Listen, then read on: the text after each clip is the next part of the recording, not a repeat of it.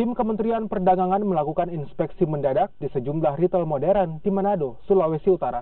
Sidak dilakukan untuk mengecek harga dan ketersediaan pasokan bahan pokok jelang Natal dan Tahun Baru. Inspeksi mendadak dilakukan tim Kementerian Perdagangan untuk mengecek harga bahan pokok, diantaranya telur ayam, gula pasir, beras, dan cabai. Selain memantau harga, tim Kementerian Perdagangan juga memastikan ketersediaan stok bahan pokok mencukupi jelang Natal dan Tahun Baru. Meski permintaan mengalami peningkatan, namun pihak retail modern mengklaim pasokan bahan pokok aman hingga akhir tahun.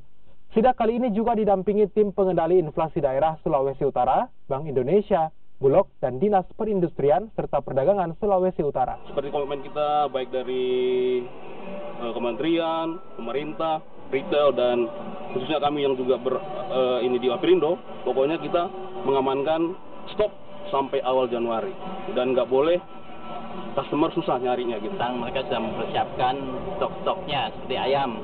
Tadi sampai 4 kontainer sudah siap dan barangnya ada sampai awal Januari. Gula juga begitu ya, sudah sesuai HET semua. Minyak goreng juga ya.